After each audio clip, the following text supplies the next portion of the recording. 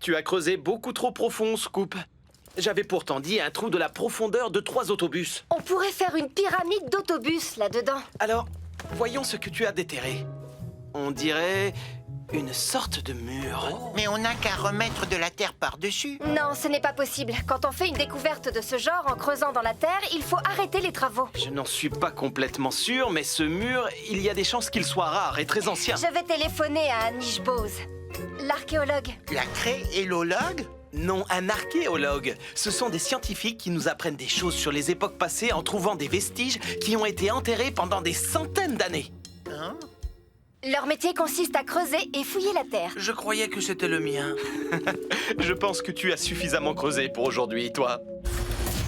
Oui, il n'y a aucun doute.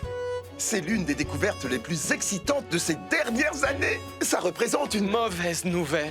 Regardez, sous cette terre, il y a les vestiges d'un mur qui date de l'époque des Romains. Le mur d'un fort ou peut-être même d'une villa. Oh, les Romains? Qu'est-ce que c'est? Les Romains étaient un peuple qui vivait ici il y a environ 2000 ans. C'était d'excellents bâtisseurs. Comme nous, Scoop. En parlant de construction, Dr Bose, quand est-ce qu'on pourra reprendre les travaux? Eh bien, difficile à dire, mais à première vue, ces fouilles vont prendre au moins 1 mois. Un mois? C'est trop long! J'ai fait ce trou en seulement une matinée. Non, mais contrairement à toi, on doit creuser lentement, en faisant très attention. Pas étonnant que ça prenne tant de temps. Vos pinceaux sont minuscules.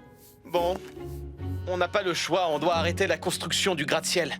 Bonjour tout le monde. Ah, monsieur Bentley. Madame le maire m'envoie prendre des nouvelles de la progression du chantier. Désolé, monsieur Bentley, il ne va y avoir aucune progression pour l'instant. Aucune progression? Oh non, quel malheur! Madame le maire va être très contrariée de l'apprendre. Allons en discuter dans mon bureau, autour d'une tasse de thé. Les tasses font 9 cm de profondeur. Eh bien, je dois admettre que votre invitation est tentante.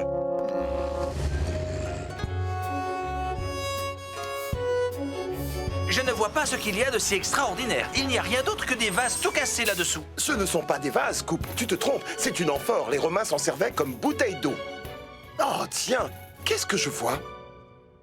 Mais comment est-ce que je vais expliquer ça à Madame Madison? Elle va penser que c'est absolument... Oh, exceptionnel! Si j'en crois ce que je vois, cet objet doit être un odomètre romain. Approchez-vous, Bob. Vous allez trouver ça fascinant. C'est un odomètre. Il s'en servait pour mesurer les distances. Ah, c'est en quelque sorte un télémètre laser? À la place du laser, il y avait une petite roue à cet endroit pour mesurer les distances.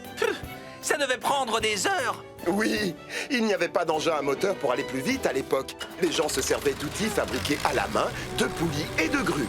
C'était admirable.